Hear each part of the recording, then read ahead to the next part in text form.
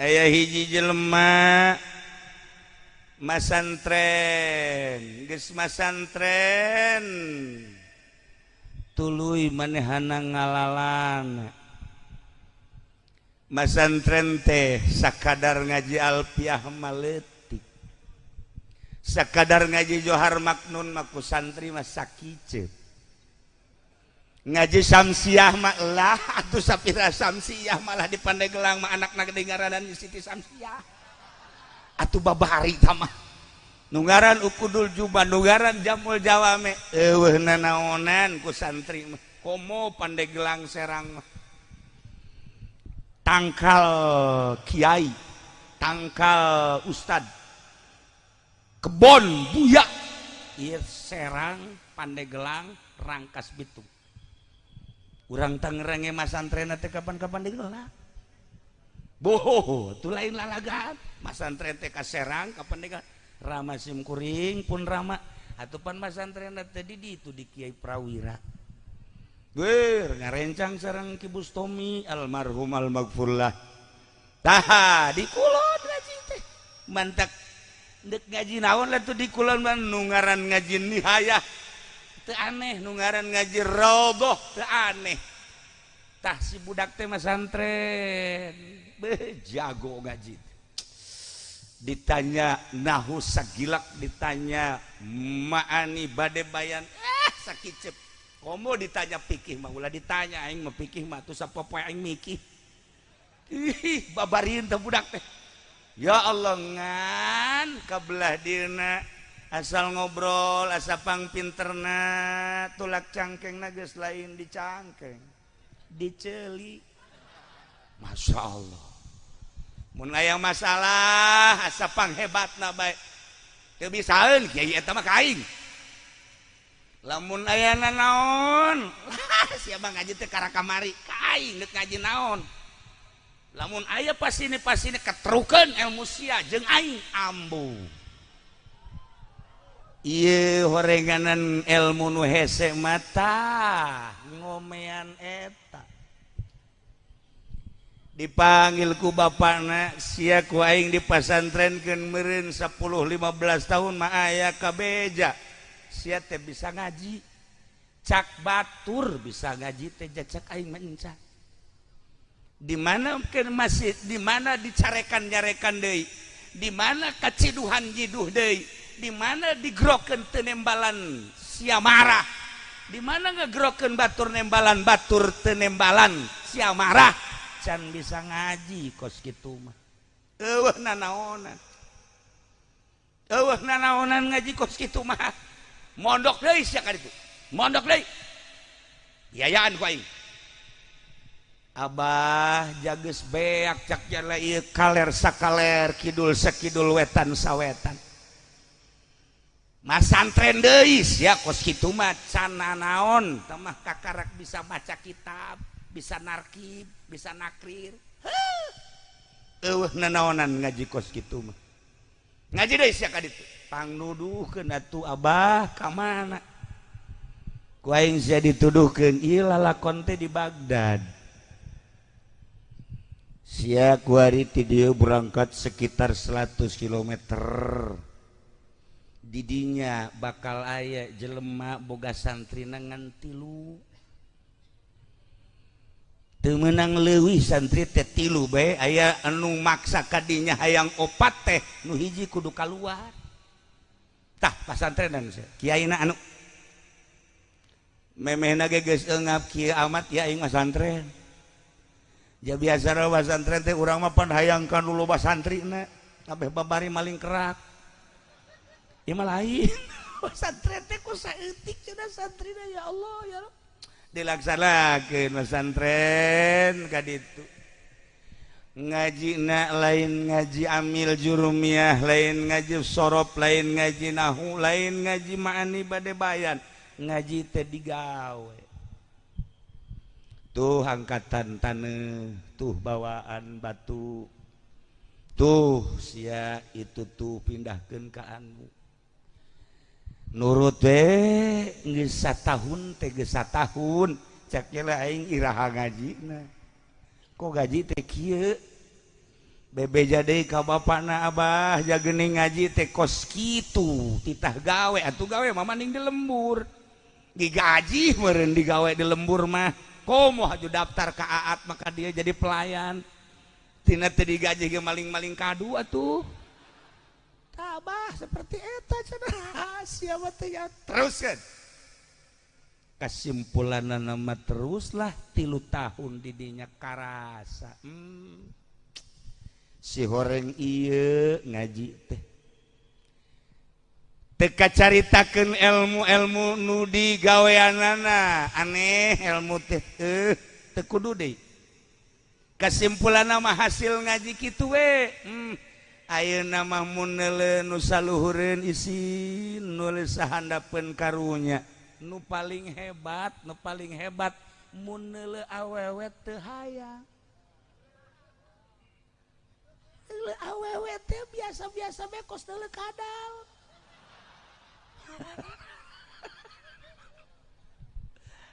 pan ari ieu mah dikiaikeun ku batur lamun aya nu ngiceupan jahe beuh komo si eta mah teu kudu dikiceupan ngiceupan sorangan jeung deui nya mah lain awewe bae keboreuneuh ge dikiceupan brengsek ieu mah bajingan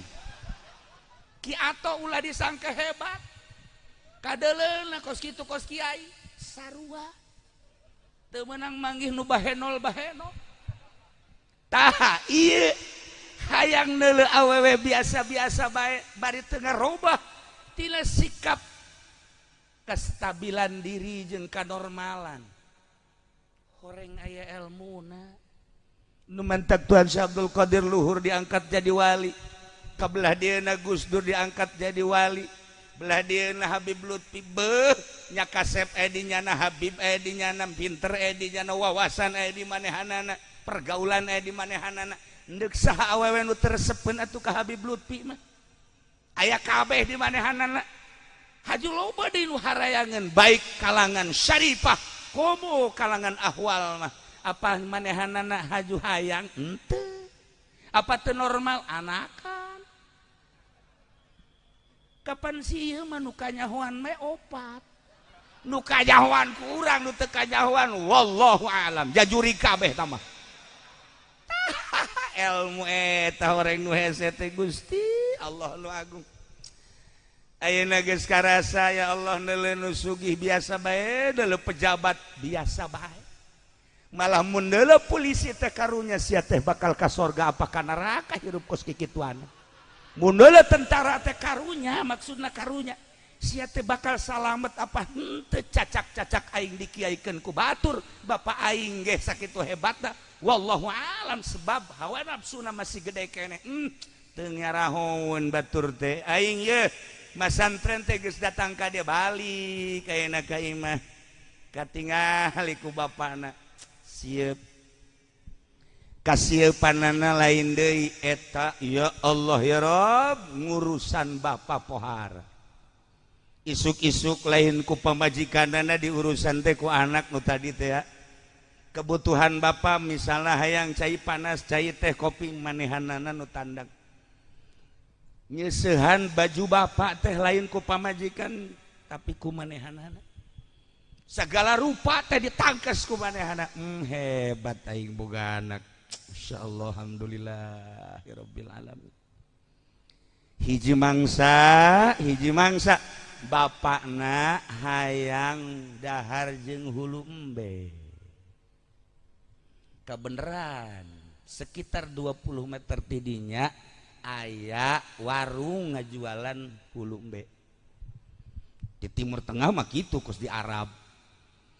akhirna meuli lah si anakna kadinya nunggus dikemas dipasak sakitu bagusna dijingjing ku manehanana kira-kira bangsa 10 meter deui ka imah dibongkar ku nyana ku anak cokel matana di dahar mantep sorangan bae cilina ku nyana dipotong ke dahar letahna di dahar otak paneuna otak mantep polo tak kudu buka polo mantak ke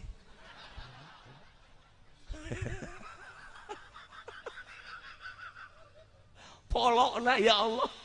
di dahar kene masya Allah geus eueuh nanaonan dibawa ku jada ka imahna bah ya hulumbe alhamdulillah dibuka ku abah na kaget ayeuna matana ka mana pecak bah matana bah embena pecak ai ceulina embena torek bah ai letana ge ja eueuh tah eueuhan bisu bah embena bah gagu dibuka ku nyana aja polo lagi eueuh ieu nya eta tuh bah cenah bedana teh embena teh keur hirupna teh botak eueuh nanaon cak bapana tuh balikeun deui ka ditu balikeun aing teu kadahar naon balikeun ka ditu bah perjanjian anu boga warung di mana barang geus dibeli cacat sakumaha cacat dage tidak bisa dikembalikan deh atuh sia bodoh amat wallahu alam kula nu bodoh atawa tukang warung atau bapak nu bodoh sia masih ieu kumaha ieu banyak aing ieu hayang hulu embe ku sia dibere hulu embe ku sia ti dituna kieu bah meureun kieu maksudna mah bah ai kolot mah meureun wasok ngadahar barang nu bagus-bagus geus be keuna anak bah meureun enggak dahar nu ngeunah kolot malah atuh cukup we tulangna goblok sia ka aing sok kumaha naon meureun kitu bah ja meureun aya babasaan kolot mah lamun boga anak ngeunah tapi anak mah mun boga kolot nyang carung kolot mah lamun boga anak teh tah jeung sia tah jang sia tah jang sia tapi anak lamun boga indung teh jeung bapa titah di imahna ngan titah ngabujang mak di dieu bae nyeusehan tah budak siga hebat abah di dieu bae nya jeung kula tah atuh paculan-paculan sisi imah goblok henteu coba diserang ka mah lain di Pandeglang KTP nama urang Pandeglang tah ieu kolot sugih anak ngeunaheun tapi anak sugih wallahu alam sebagian akhirna ieu anak dan sarekan bebeakan ku bapana cicing bae bahkan katampiling sagala ku bapana teu ngalawan ai kos kieu mah anak teh bangkawara ku aing sia dipasantrenkeun diajikeun deui tapi ternyata sia ka aing teh geus kalojokeun gas ku aing sia dipenjarakeun sia mangga bae abah akhirnya dipanggil hakim sageusna dipanggil hakim cak hakim aya naon bapak anak bangkawara ngahina kukula geus diselidik ka tukang embe na ternyata di ditu nama bagus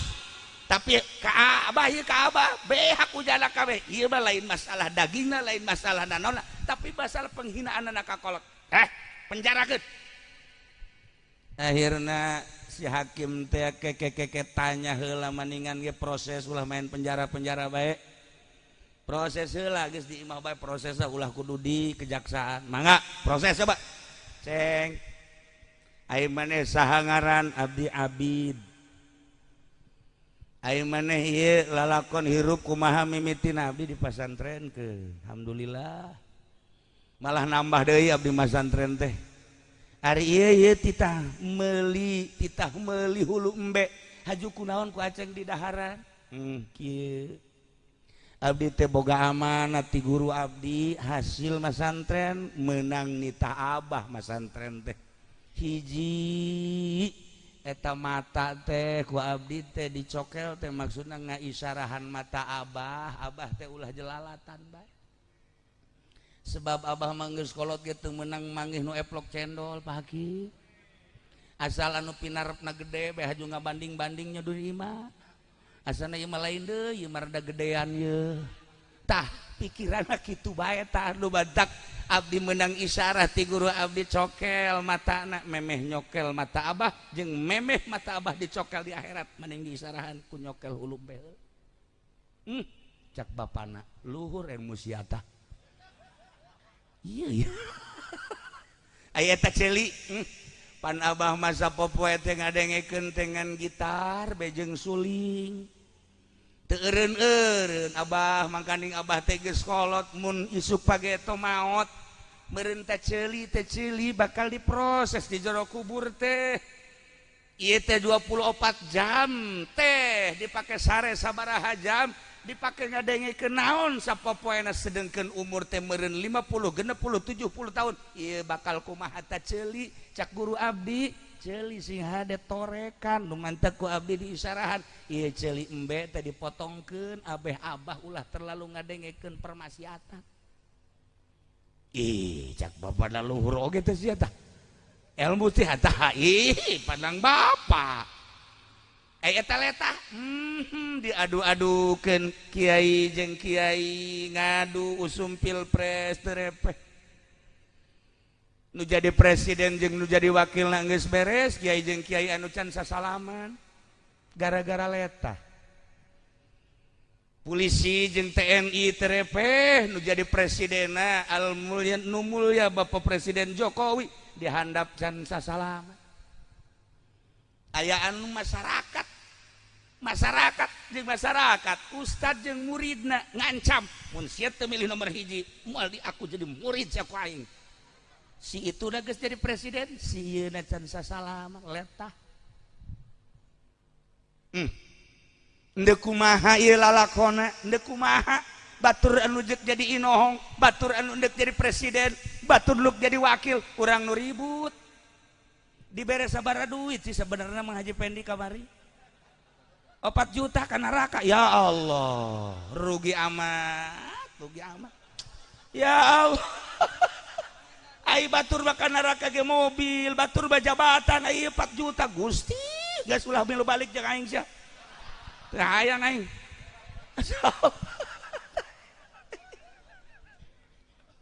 tah ukuran ada jeung urusan anak kos kitu ya Allah ya Rabb horeganan ilmu tinggal ilmu mun encan datang kana ilmu nu tadi dicaritakeun kitu bae di mana bae teu kudu ka gunung teu kudu ka leuweung di zaman Pak Harto di zaman Belanda nu diangkat jadi waliullah loba di zaman Inggris nu diangkat jadi kutubul aulia Ambalaya di zaman Denmark Ambalaya cerita seputar Banten orang cerita Inggris cerita Prancis cerita kitu Portugis cerita Belanda cerita RRC terakhir cerita Hindia jeung Arab cerita Banten berarti cerita eta ketika orang nyaritakeun Banten aya bahasa Belanda anu masih keneh datang ka ayeuna Paseban teh bahasa Belanda poci bahasa Belanda ketel bahasa Belanda jamang urang makan baju ayeuna jamang bahasa Belanda nah ieu teh bahasa Belanda Ambalaya cerita Banten berarti urang cerita negara-negara anu tadi nah baheula di zaman Belanda aya Paseban di samping aya Paseban teh aya lapangan jeung Paseban teh digunakeun ku Belanda paranti nyokotan hasil bumi cicing di Paseban berikut sekretarisna harap paranti ngumpul-ngumpulkeun hasil bumi pare teh terutama lada asli hasil Banten anu geus kacelun kaun-aun kakoncara ka mana-mana kelasna lain nasional internasional dikumpulkanlah di dinya dibagi ku Belanda dibawa ku Belanda urang nemangan setik etalah Paseban baheula tah eta lapangan seperti eta mana masjid nu eueuh lapanganan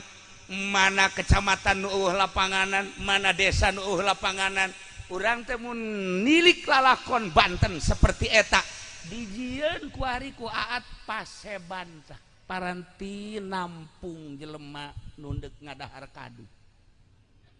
ieu Paseban kan Pasebanna baheula mah lain kieu Paseban model Banten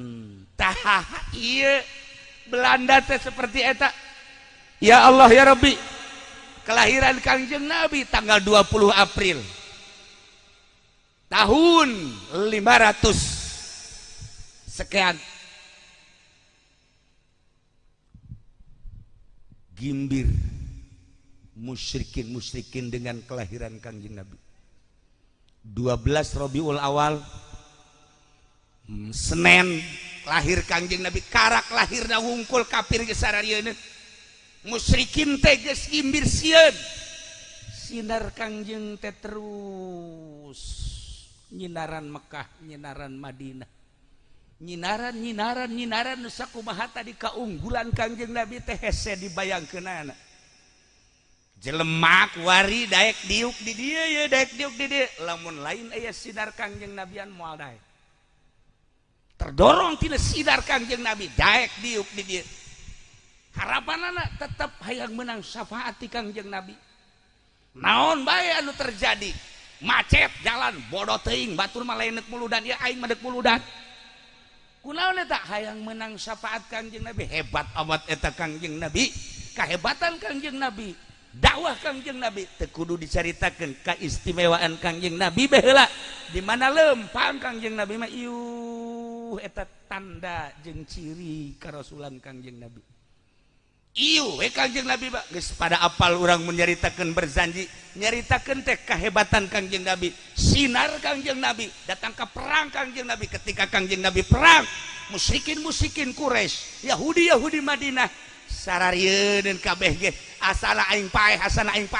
aing paeh, sahabat mah perang paeh surga. Tapi musyrikin jeung kafirin paeh beuh harapan sama sekali. Di zaman Kangjeng Nabi mah sahabat teh pedangna teh dikarariekeun wae teh disarangkaan. Cicing di hareupeun imah, cicing di sisi jalan. Maksudna naon? Ngadagoan iraha perang.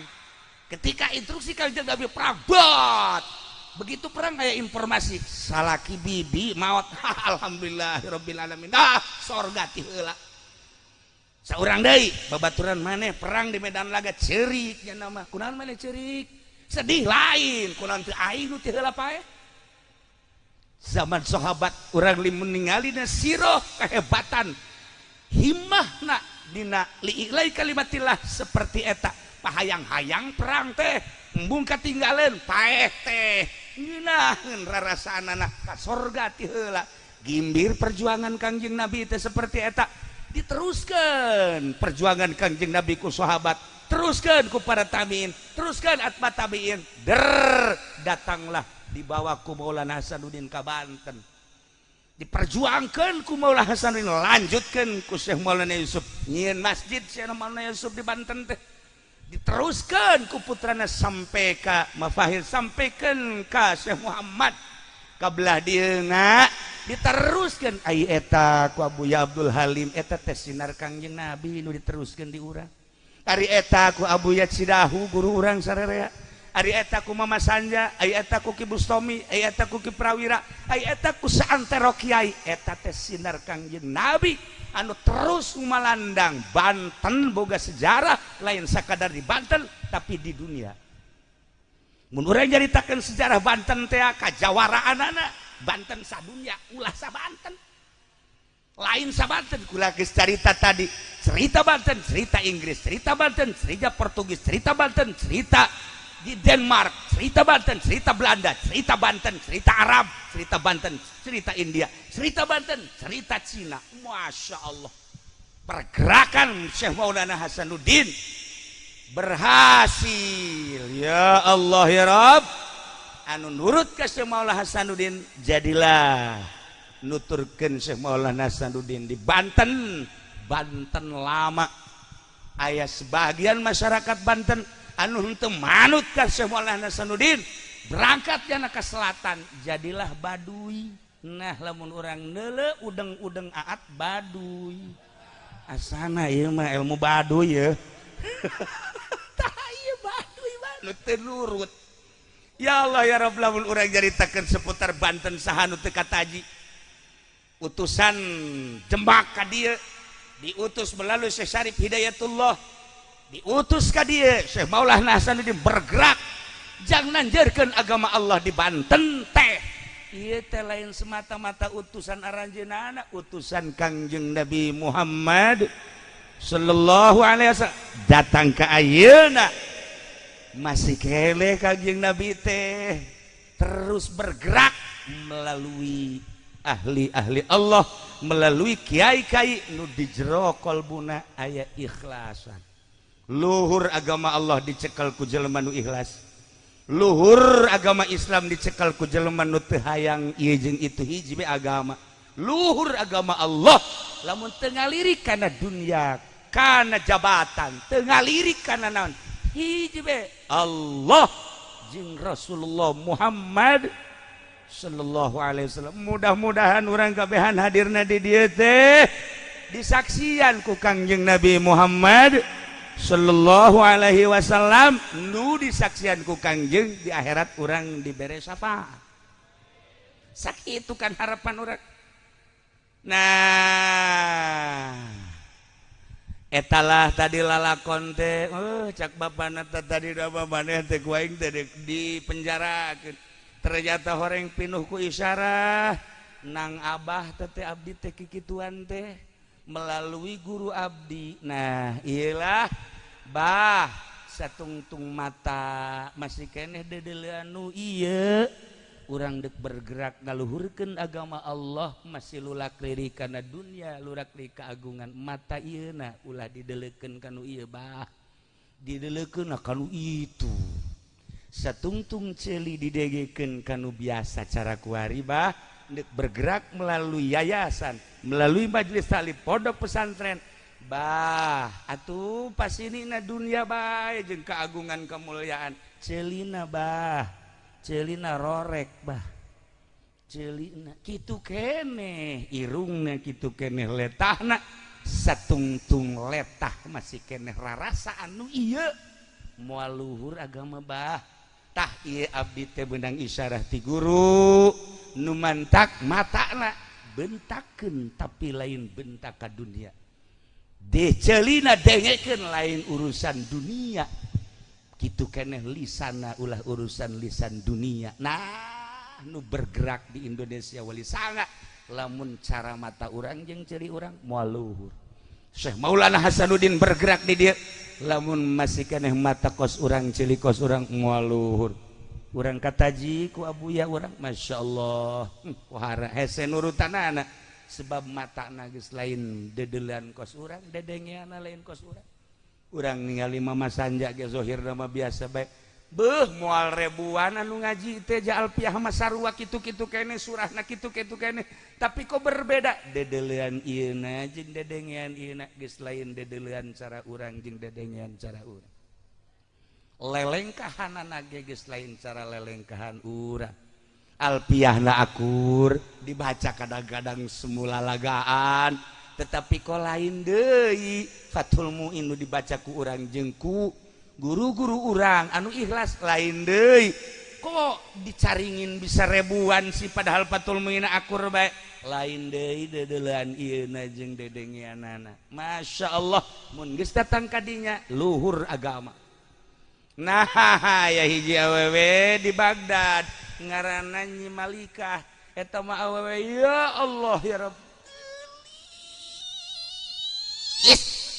Baik, pohare. Seja seta mangge sadang bandingan geus hese. Irungna mancung ya Allah ya Rabb. Ieu pipina ngadaun seureu ya Karim, pandi-pandi gelang mah daun angka. Daun matana bentik ya Allah ya Rabb. Istilah parahyangan mah ieu letah halis da ngajeler paeh. Gadona ge endong sapoto. Pandi serang mandog hiji ya. Dijualan deh endog lagi. Tah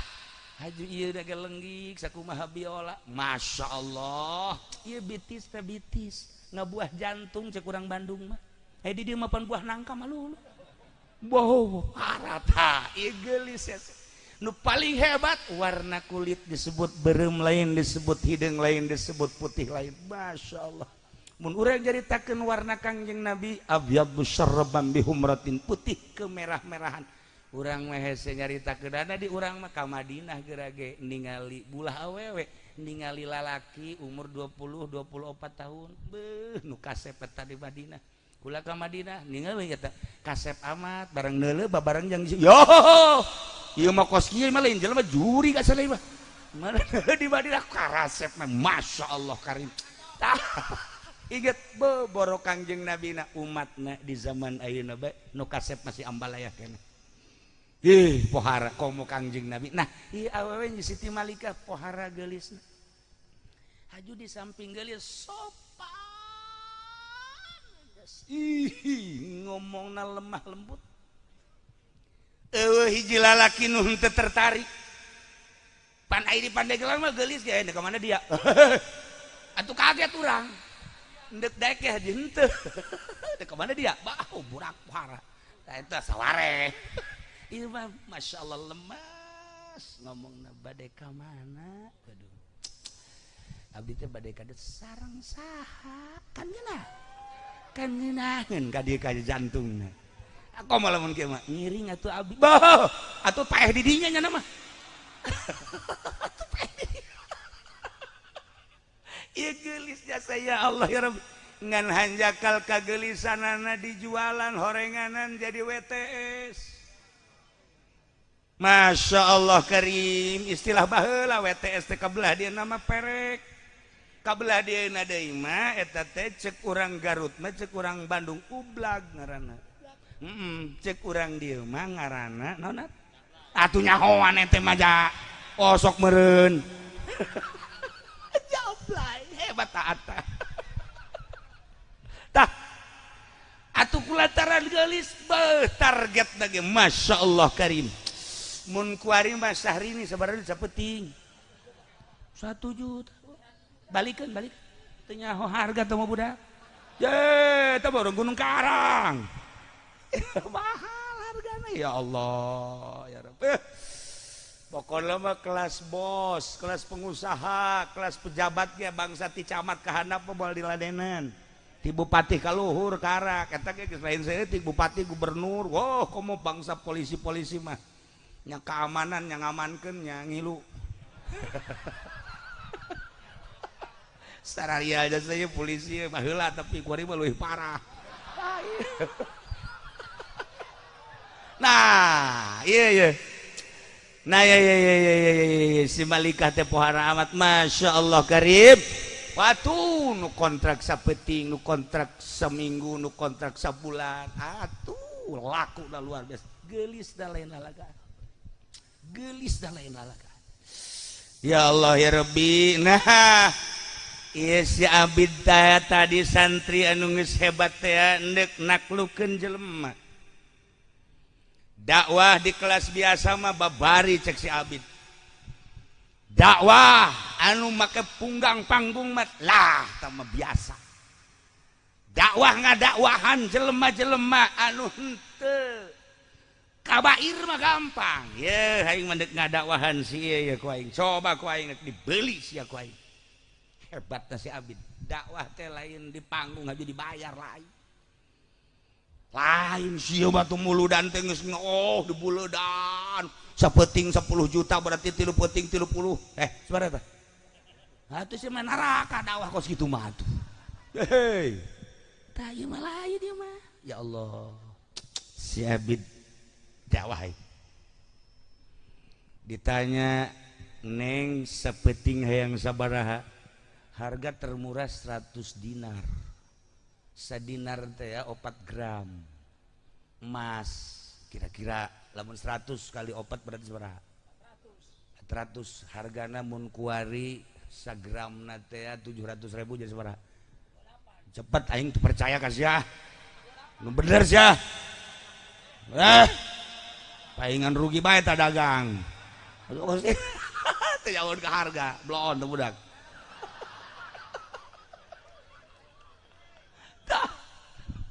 Ya Allah ya Rabb dibeli. Cek si Abid beli. Nyahueun nyana bahwa eta teh santri. Nyahueun si Malikah teh bahwa eta teh ustad. Kok daek meuli? Oh, ustad akhir zaman mah kieu meureun ye. Iya, geus di kolektif we kunyana. Wah, berarti kiai akhir zaman mah kos kieu ye. Wah, mantep ya akhirna. Siap. Beli dibawa ke tempat. Datang ke kamar ngerokok heula. Nginum api-api minuman keras padahal mah kos kieu we ieu teh aqua dihebat-hebat tetep we cai tiis cai gentong itu tah beres langsung malikah bubuka mimiti buka bajuna katembong rembai buluna mulai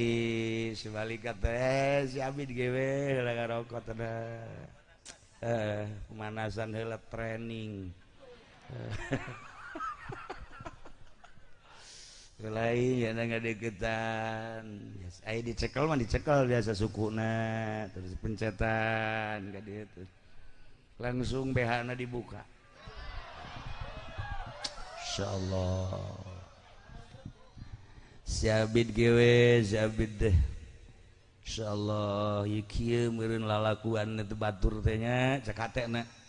lalaguanna teh kieu meureun batur teh cek Malikah Pak mau sekarang dibuka nih nanti dulu apemnya jangan dulu dibuka sebentar lagi atuh ayo mah geus kudu dicaritakeun bah numbungeun ge ditatarik atuh ditatarik teh kos kitu masyaallah pernah embereuneuh kuyana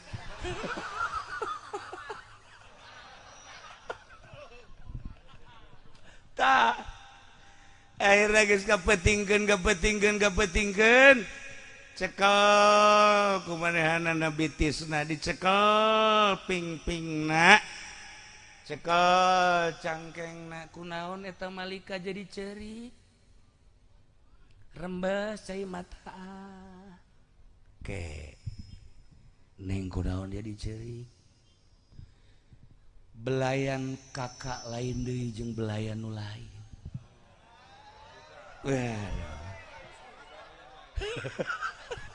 emang kumaha gitu aya nu lain mah beda di mana di belai teh haju maru ringkak bulu rada lain deui rasa panasna rada aya ieu mah kok kula jadi sieun aya naon sih ah ja biasa bae cak ki Abid asana henteu kajen ku kumaha ge kula dibelai kuno sejen kula dipeluk kuno sejen geus terbiasa lalaki nu korban dipelukan kaula geus lain hiji 20 mungkin 100 tapi begitu kakak ka Abid ieu nyekelan kula lain deui kula jadi naon muringkak buluna lain deui bahkan ieu jadi kalaluar kesang kok aya naon ya nangtung nyana seunggeusna nangtung BH dipake dike heula ulah ka dipake cenah henteu lah cek yang lain dipake bae cenah terus be baju dipake deui malah sakorodong ka dieu kok jadi kieu sih Malika kula mah jadikeun pamajikan bae pat kula mah geus endeuk-endeusan jadi jablaina hayang jadi pamajikan Abid iya tuh nanaonan endeuk nanaonan kok kikieuan aya rahasiaan aya naon pangbukakeun rahasiana kula moal meunang balik ka kakak moal dibuka ieu kunci lawang lamun encan di bejaan aya rahasia naonan sehingga kula kok jadi kesangan jadi lain deui perasaan jadi lain deui berbalik birahi kaula nu tadina poho ka akhirat kok kuali jadi inget ka akhirat aya naon ieu begitu dicaritakeun cek Abid kula ieu selalu begitu ngadenge anjeun terus bae dihajar maca sholawat bae terus kula berangkat teh deuk ngadakwahan anjeun maca sholawat teu eureun-eureun kula terus maca sholawat mun tayang ka Allah bari nu digambarkeun Kangjeng Nabi lamun Kangjeng Nabi Yusuf disalametkeun tina kejaran Siti Zulaikha lamun baheula di Baghdad aya nu disalametkeun tina kejaran wanita lamun baheula aya nu disalametkeun di Uspan tina kejaran wanita jeung loba-loba wali Allah maka kaula deuk naklukan anjeun melalui sholawat ka Kangjeng Nabi jak Kangjeng Nabi teh ditinggaliana lain teh cara urang maka kula nyambat ka Kangjeng Nabi melalui maca sholawat coba kukula deuk diragapkeun ieu hasil sholawat kaula ka awak anjeun paingat cek balik kula manggeus bae ieu mah embung ke kumaha ge hayang dikawin bae ye kumaha kula ngawin kos kitu Oh nu sejen loba de gratis atuh gratis emang aat atau tadi gratis kan siap jasa nah iyalah akhirnya terus badahana baralik sagesa baralik. Nah di ijazahan sholawatna burdah mulai sholli wa sallim daiman abada ala habibika khairil khalqi kullihim eta sholawatna min tadhakuri jiranin bidhi salami mazajtada manjaram min muqlatin bidami bahar basit deku bahanga bahar kenana terserah nu jelas mah eta nabiuna lamiruna hifala ahadun abarra fi qawlila minhu wala na'ami maulaya sholli wa sallim daiman abada ala habibika khairil khalqi kullihim. Urang mun hayang ngimpi ka pangijeng Kangjeng Nabi bae maca sholawat maulaya tur maca na'am saro sareupna na'am saro taifu manna wa farqani wal hubbu ya taridul ladzati bil alami maulaya sholli wa sallim daiman abada ala habibika khairil khalqi kullihim ngan syaratna hiji boga wudu dua hadiah heula ka Imam Busiri tilu hadiah heula ka Al Mujiz nu ngaijazah keunana tilu macana make bahar basit opat tambahan make maulaya nomor kalimana kudu ngarti kana maknana nomor kagenepna dibacana sareupna insyaallah sok geurage urang cinta ka Kangjeng Nabi bandingkeun ka cinta urang jeung ka mobil cinta ka Kangjeng Nabi gedean mana Kangjeng Nabi urang jeung motor urang cinta ka Kangjeng Nabi gedean mana Nabi urang jeung jabatan urang cinta ka Kangjeng Nabi gedean mana jeung keagungan cinta ka Kangjeng Nabi jeung sawah gedean mana ieu Kangjeng Nabi nu aya di kolbu urang urang cinta ka Kangjeng Nabi hayang syafaatna gedean mana Kangjeng Nabi nu aya di hate urang jeung ruko urang Masya Allah Karim mun dibandingkan seperti itu seperti eta tanya diri urang datang ke mana atuh cinta urang ka Kangjeng Nabi teh ja urang mah atuh pohara jasa motor mah dibelaan ku urang Kangjeng Nabi mah dah henteu mobil mah dibelaan ku urang Kangjeng Nabi mah diapilainkeun ku urang sawah mah dibelaan ku urang Kangjeng Nabi mah dibiasakeun bae endeu kumaha tuh perjuangan urang ngajungjungkeun ka cinta urang ka Kangjeng Nabi melalui naon atuh melalui naon jadi banding-banding teh geuninganan ngan sakadar aya ngaranna bae Kangjeng Nabi teh dina kolbu urang ai perjuanganna mah da eueuh gulak-gilak urang teh atuh kamari ieu masantren bisa ngaji alhamdulillah boga santri 10 istiqomah jang ka akhirat teh luar biasa lantaran kabitah yang kabeli motor jeung mobil ngagilek jadi yayasan eta mah di Tangerang di dieu mah henteu di dieu mah henteu teu beda tuh dek kumaha Kangjeng Nabi na dek di mana. Itulah para jamaah kaum muslimin wal muslimat rahimakumullah lamun urang nyaritakeun Kangjeng David hese teh kumaha hese ieu aya ngabuktikeun agungna Kangjeng Nabi cara sahabat Kangjeng Nabi nyarita la yu'minu ahadukum hatta akuna ahabba ilaihi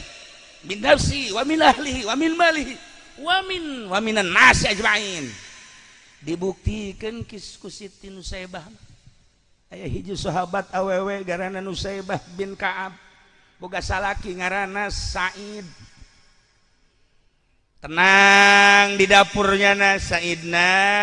keur PS nginahin jasa jadi sahabat teh nungguan perang kadenge rombongan sahabat bleg kadenge rombongan kafir deg Siti Nusaibah kaget pasti ieu peperangan kajen kukumah ge ieu teh peperangan kajen kukumah ge dihudangkeun perang Uhud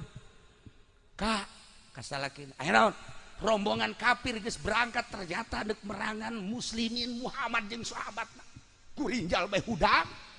kunaon lain aing cek cenah nu ngadenge endahan sia aduh tinggalin aing gegeran make baju kere berangkat naik kana kuda set tinggalan pedangna diangsongkeun ku pamajikanna cek Siti Nusaibah ka ieu pedang ulah waka pulang lamun can menang ka berangkat Kak doakan ya berangkat siap lapor ke Kangjeng Nabi cek Kangjeng Nabi berangkat silakan perang dah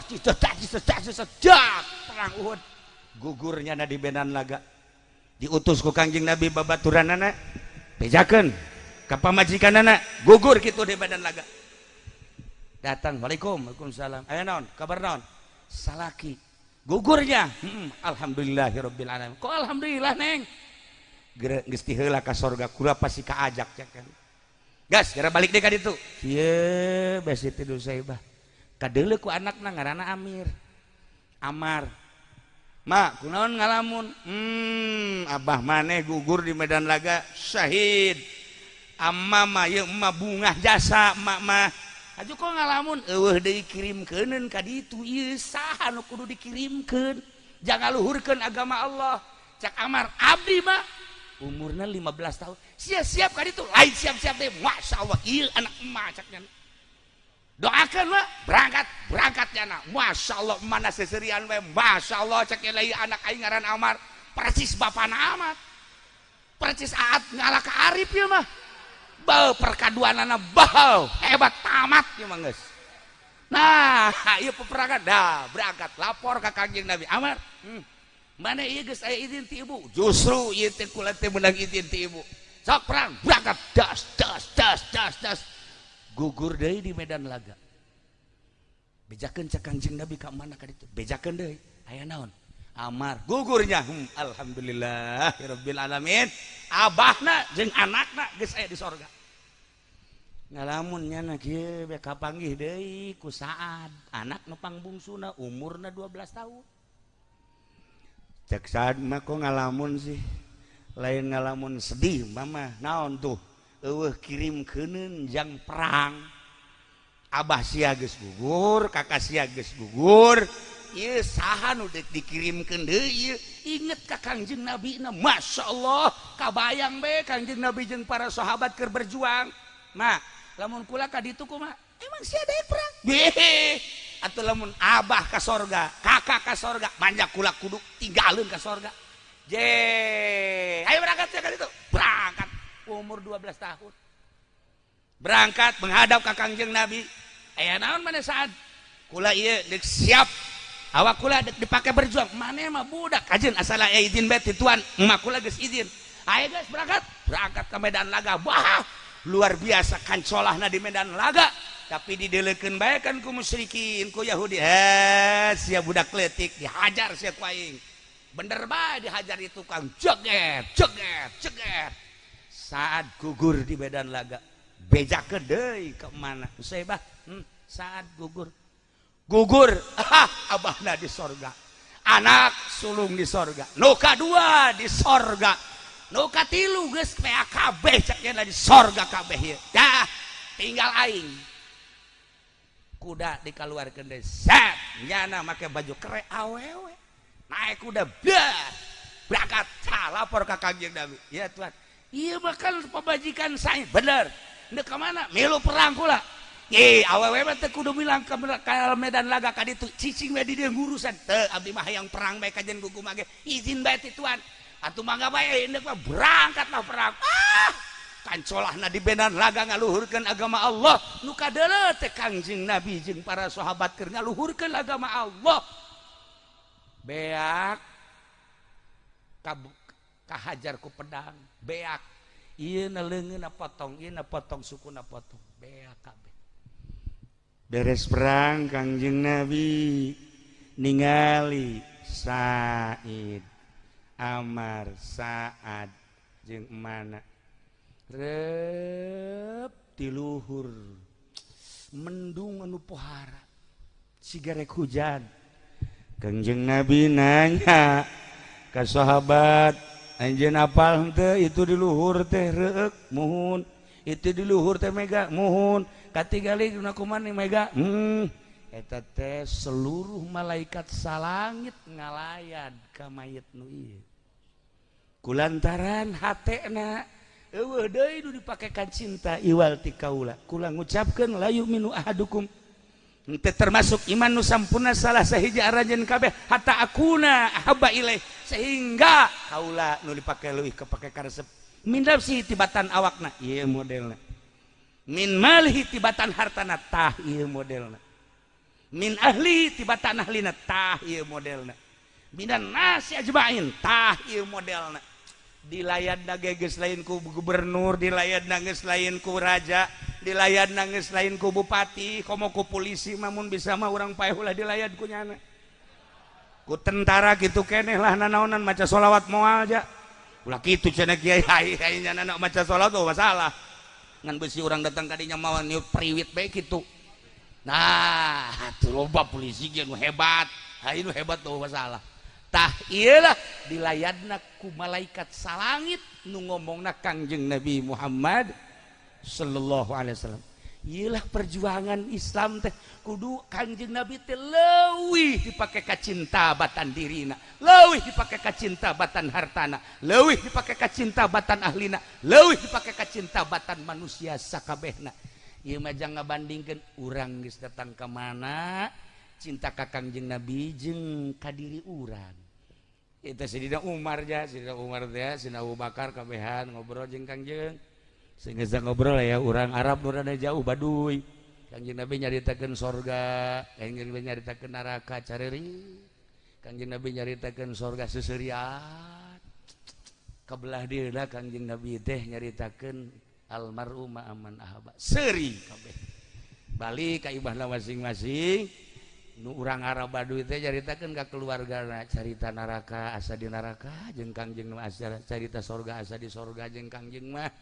tapi urang indah da cenah jeung Kangjeng mah engke ye bakal dibarengkeun jeung dipake ka cinta urang pan cinta susurian jeung keluarga isuk susurian deui 3 poe nyana ngarasa munafik loba susurian kapanggih jeung Sina Abu Bakar Abu Bakar kula mah munafik kunaon asana ibadah teu sabaraha tapi asa di ka sorga bae munafik asa deui kula ge sarua cek si Abu Bakar asa aya bae ta bahasa Kangjeng Nabi heuh bebejalah ka Kangjeng Nabi sagesa bebeja ka Kangjeng Nabi cek Kangjeng Nabi bagus masalah cek eta urang Arab teh cek urang Arab abdi mah ieu nyaritakeun sorga asa sorga nyaritakeun neraka asa neraka ieu teh kieu nu paling dipake ka resep bahasa Gusti almarhum aman ahaba Jol Sidina Umar cek Sidina Umar teh cek Kangjeng Nabi Umar aya maneh cinta ka kaula atuh lain cinta deui cintaan ka saha maneh jeung ka kaula kula mah aya sajian mah bus ka katuan bae ngan ka awak kula mah cintaan ka kaula lah cek Kangjeng Nabi kos kitu mah neraka cek Sidina Umar cintaan katuan awak kula mah pokoknya diwakafkeun jang tuan dah lamun kitu sorga mun kitu sorga nah kieu Umar ieu cak Kangjeng Nabi almarhum ma'aman ahaba jelema dibarengkeun jeung nu pake karesepna kula alhamdulillah ngan cek Sidina Umar sakieu ayana ja kula mah Abu Bakar kitu urang Arab kitu tenang cek Kangjeng Nabi saha sih manusia nu teu berdosa kabeh ge aya lain rasul jeung nabi mah berdosa bae ngan engke di akhirat ketika ieu jelema diwilah-wilah melalui bendera siqal ladzina taqaw ila jannati subara hatta idza jaa wasiqal ladzina taqaw bakal digiringkeun jelema nu takwa ila jannati zumara ka sorga wilah rombongan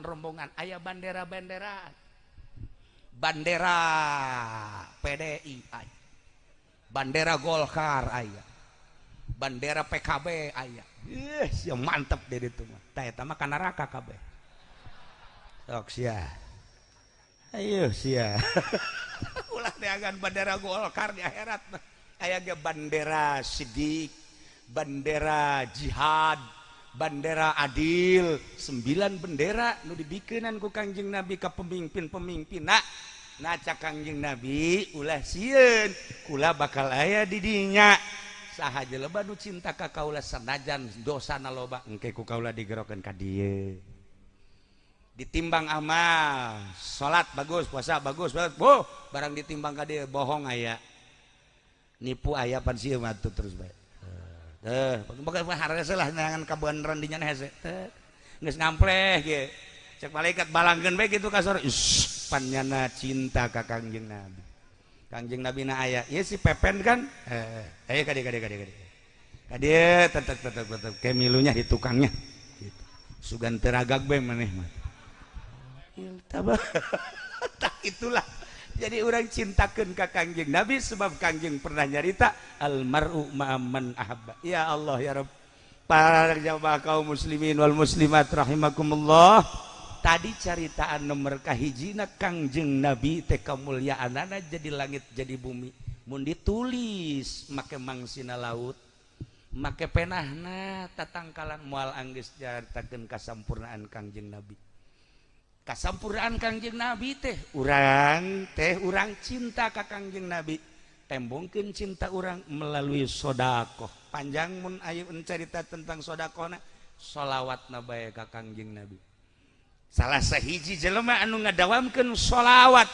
abid tadi WTS bae WTS luluh ku shalawat. Dina burdah lamun urang nyaritakeun burdah maca shalawat urang babarengan jeung para zolimin jeung para pemerintah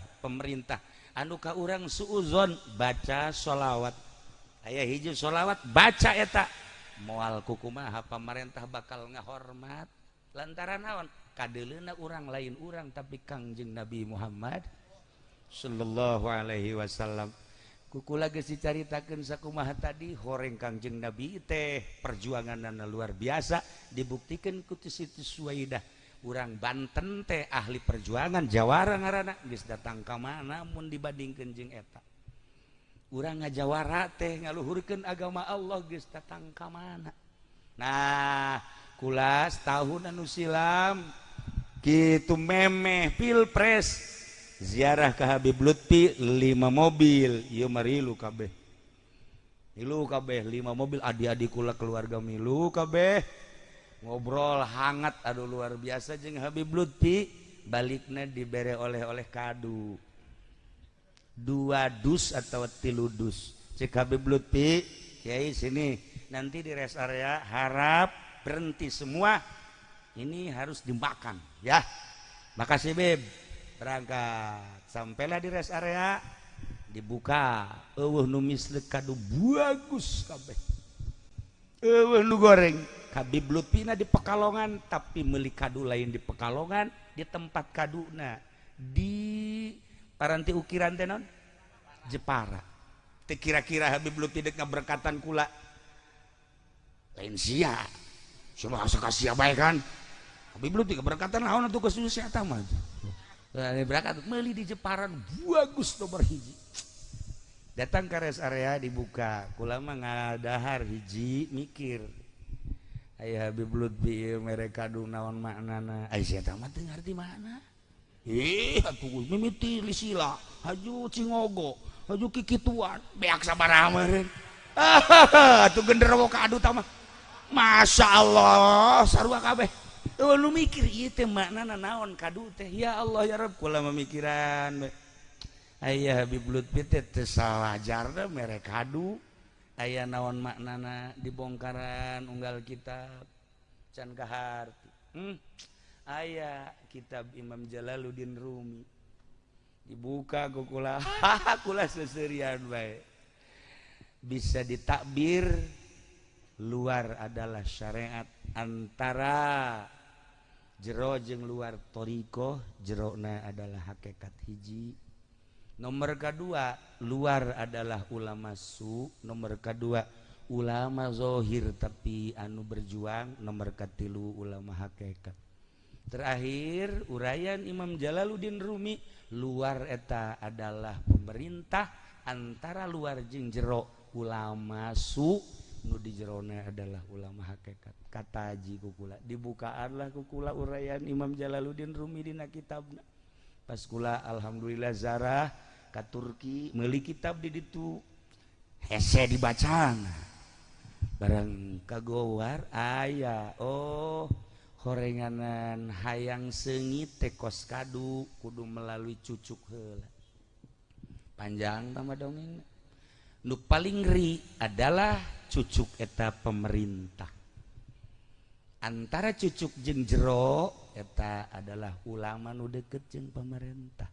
Di jerona nu seungit ulama nu jauh jeung pemerintah. Tah iyalah kadu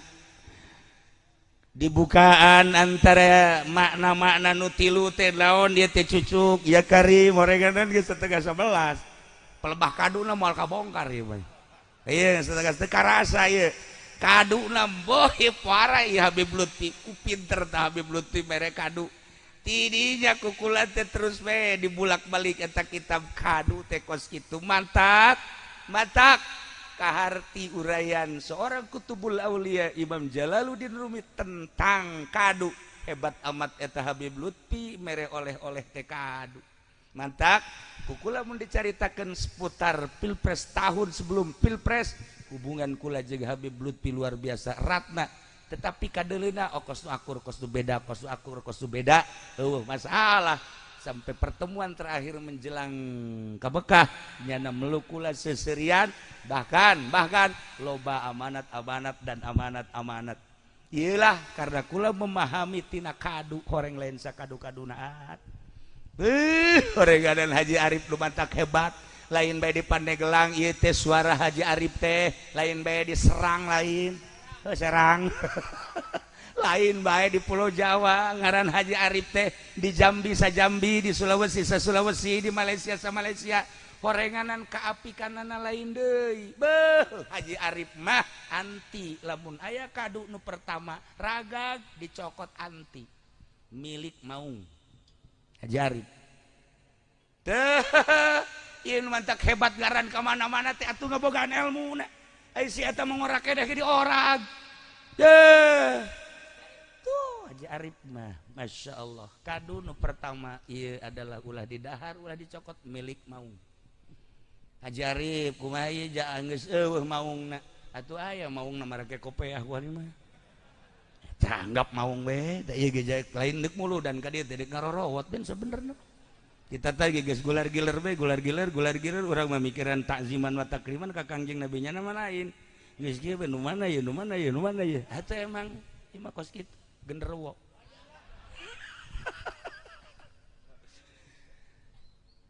buah kedua ala ngan sing hade ulah bersuara ngalah buah nu kadua ilmuwan Haji Arif henteu sambarangan buah kedua ala ulah bersuara buah katilu mangga bersuara ge masalah buah nu kaopat hati-hati sebab naon maung teh horeganan geus lapareun deui maung teh lapareun deui nu terakhir jang maung deui asli leuweung kos kitu seputar Banten teh baheula teh perdagangan negara nu 5 tadi teh istimewa memeh orang Maroko datang ke dia berjuang melalui Batuta sabaraha orang Maroko nu gugur di Demak di Jawa Timur Jawa Tengah termasuk di Banten nu mantak keistimewaan Banten geus teruji ilmu dugalana lantaran tilu urang Maroko nu ka dieu ulama gugur kabeh hiji Batuta nu hebat Ibnu Batuta terakhir orang Maroko anu berjuang di Banten anu deuk siap sagala-galana nyana neuleuh urang Banten geus nyingrai ka ditu melalui Maulana Hasanuddin Baduy ilmu di Banten teh pohara luar biasa terketahui lain sakadar di Indonesia tapi di dunia. Nah carita ilmu perdagangan pohara sejarah geus ngajelaskeun kuari mah ilmu pertanianana nu mantak loba ngaran kadu di Pandeglang kunaon kadu loba ngaran kadu picung kadu merak kadu hengang kadu banen kadu ambalayah tak kadu kula danyakeun ka sasaha ge eueuh nu nyaho duka boga sejarah baheula zaman perjuangan baheula balain Kabupaten Serang teh sawah nu mantak di dan Serang Belanda eta teh Serang teh cukuran Garut Serang cukuran dia mah sawah mun dilalakonkeun tah gak jadi Kabupaten Serang gak jadi Kabupaten Pandeglang jeung lobana kadu eta teh ngabogaan sejarah termasuk kadu nage ngabogaan sejarah anu luar biasa henteu semata-mata Habib Lutfi mere berkat tiludus sakitu lobana jeung baragus kabeh korenganan aya makna anu tersimpan dina kadu teh kunaon teh jeruk kunaon teh apel kunaon teh manggis tapi kunaon kadu Habib Lutfi mere berkatna ai si eta mah tuh teh nyawana naon datang ka kuari ya kitu-kitu bae sugan ngarti cucu kadu atuh henteu sugan ngarti naon eta kadu henteu nya mah pokona mah bahkan ku aat ge ieu teh deuk dibere teh lain sakadar kadu tuh kadu nu di semen ge deuk dibawa kan leg-leg ku sia kabeh aku teu garti-garti dah ya Allah ya Rabbi aing boga babaturan ku kieu teh hadirin kaum muslimin wal muslimat rahimakumullah terakhir ieu teh haul Haji Arif tah tu tadi teh perjuangan datang ka gugur di medan laga urang doakeun Haji Arif ge mudah-mudahan nyana berjuang lain lalagan kukula mun dicaritakeun ilmu Haji Arif leuwih tibatan anak nanyahona kula mun nyaritakeun ilmu Haji Arif leuwih tibatan aat nyahona kula insyaallah nyana mah nyaho dengan sakitu kula leuwih aya ilmu nu istimewana di samping ilmu pertanian ilmu perkaduan aya ilmu nu teu dikanyahokeun ku aat hanya sebeberapa gerintil nyaho lain jelema biasa Haji Arif ngan kulantaran jamna geus jam 10:30 iraha deui waktu insyaallah tah urang ngabahas kadu jeung naon sebabna loba ngaran kadu di dieu jeung deui eta Haji Arif boga ilmu naon tah eta nu paling penting ngan kuari doana mudah-mudahan Haji Arif dihampura sakabeh dosana dicaangkeun di kuburanana dilegakeun di kuburanana dibere kanikmatan kubur ku Gusti Allah Subhanahu wa taala guru-guru urang bapak-bapak urang bapak kolot urang dulur-dulur urang nu maraot saantara nu haladir di dieu khususna umumna di Kabupaten Pandeglang Serang jeung Rangkas Bitung Lebak kabeh mudah-mudahan dihalampura sakabeh dosana dicaangkeun dilegakeun di kuburanana dibere kanikmatan kubur ku Gusti Allah Subhanahu wa taala doakeun aat sekeluarga oge para panitia mudah-mudahan dibere jala lembar ku Gusti Allah Subhanahu wa taala urang hadir di dieu di akhirat mudah-mudahan disyafaatan ku Kangjeng Nabi Muhammad sallallahu alaihi wasallam jeung urang mudah-mudahan maut husnul khotimah bibarakati ummil Quran al-Fatihah bismillahirrahmanirrahim alhamdulillahirabbil alamin arrahmanir rahim maliki yaumiddin iyyaka na'budu wa iyyaka nasta'in ihdinas siratal mustaqim siratal ladzina an'amta 'alaihim ghairil maghdubi 'alaihim waladdallin urang maca ya rabbi bil abeh kadege ku Kangjeng Nabi ya rabbi bil mustafa baligh maqasidana waghfir lana ma madha ya wasi'al karami nabiyuna al-amirun nahi fala ahadun abar fi qulila minhu wala na'ami ya rabbi bil mustafa baligh maqasidana waghfir lana ma madha ya wasi'al karami huna maulaya shalli wa sallim daiman abada ala habibika khairil khalqi kullihim wal habibul ladzi turja syafa'atuhu likulli hawli minal awali muqtahim ya rabbi bil mustafa baligh maqasidana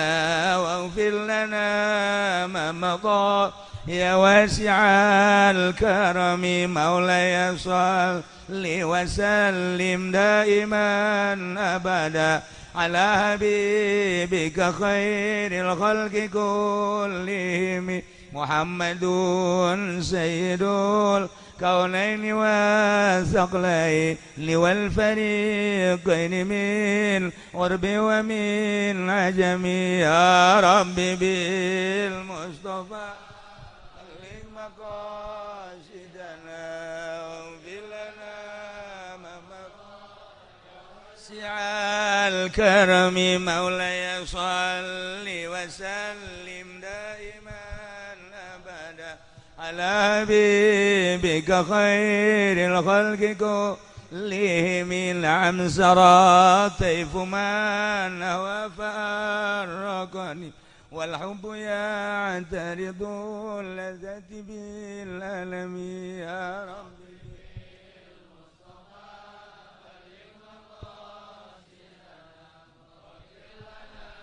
ما مضى يا واسع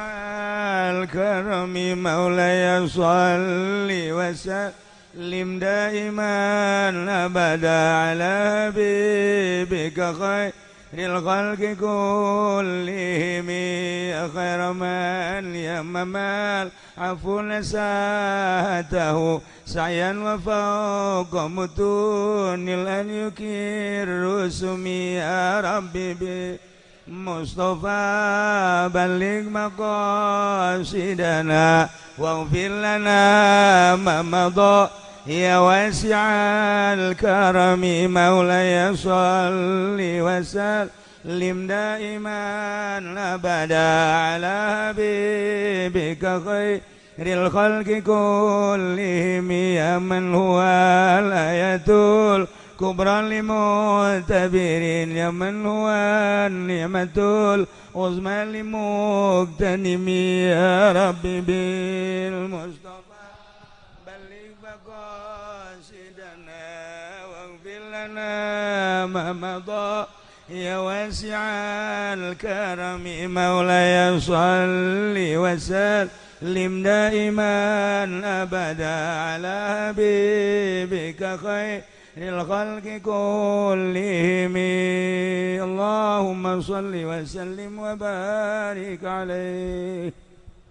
اللهم صل وسلم على سيدنا محمد في الأولين والآخرين وبارك وسلم ورضي الله تعالى عن ساداتنا أصحاب سيدنا رسول الله أجمعين يا الله يا رب العالمين اللهم ارحم أمة سيدنا محمد اللهم اجبر أمة سيدنا محمد اللهم أصلح أمة سيدنا محمد اللهم فرج عن أمة سيدنا محمد صلى الله عليه وسلم اللهم انفعنا بما علمتنا وعلمنا ما ينفعنا وزدنا علما ويقينا وزدنا علما ويقينا وزدنا علما ويقينا والحمد لله على كل حال ونعوذ بالله من كل حال أهل النار ربنا تقبل منا إنك أنت السميع العليم وتب علينا إنك أنت التواب الرحيم وصل وسلم على جميع الأنبياء والمرسلين والحمد لله رب العالمين